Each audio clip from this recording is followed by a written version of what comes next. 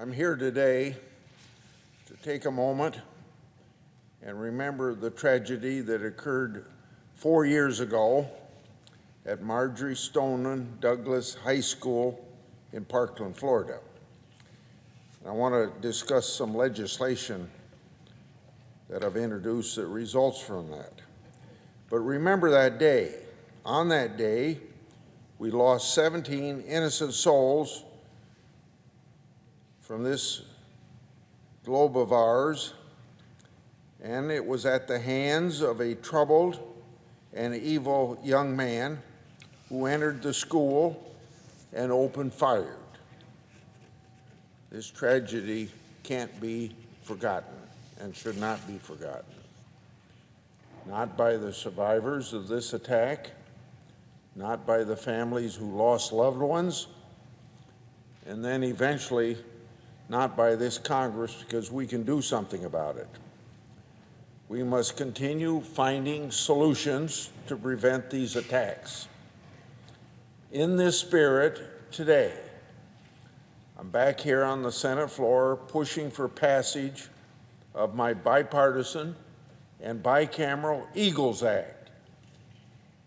My bill is supported by over 40 state attorneys general, along with several groups, including Stand with Parkland, the Fraternal Order of Police, the National Association of School Principals, and lastly, the major county sheriffs of America. Passing the Eagles Act is very vital in our fight to protect our schools and to promote safe and healthy learning environment for our children. Just this month, the National Institute of Justice published an article discussing common traits of people who engage in mass shootings. This study covers the years between 1966 and 2019.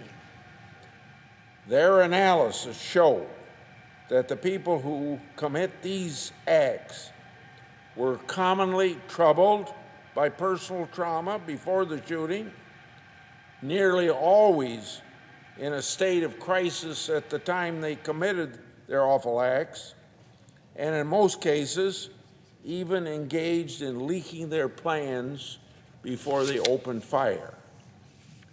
Every single one of those findings applies to the shooter at Parkland, Florida. It's clear that we need to ramp up prevention efforts. We need the Eagles Act because that act would achieve these aims, and it would do it by reauthorizing and expanding the U.S. Secret Service's National Threat Assessment Center, proactively identify and manage threats before they result in more tragedies. The National Threat Assessment Center studies targeted violence and proactively identifies how to manage threats before they result in more tragedies. The bill that I introduced, the Eagles Act, also establishes a Safe Schools Initiative to look at school violence prevention and expands research on school violence. My bill also provides funding to hire social sciences with expertise in child psychology and the development of those people to support the National Threat Assessment's work.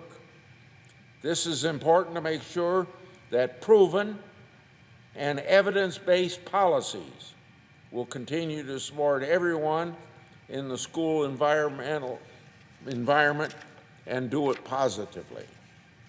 Students need more support from Congress for a safe, positive, inclusive learning environment.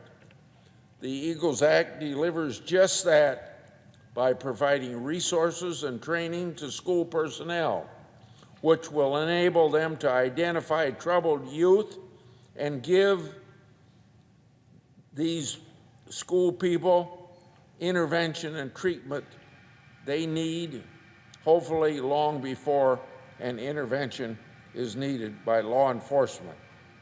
While we cannot undo the tragedies of the past, we must continue working on ways to prevent future tragedies.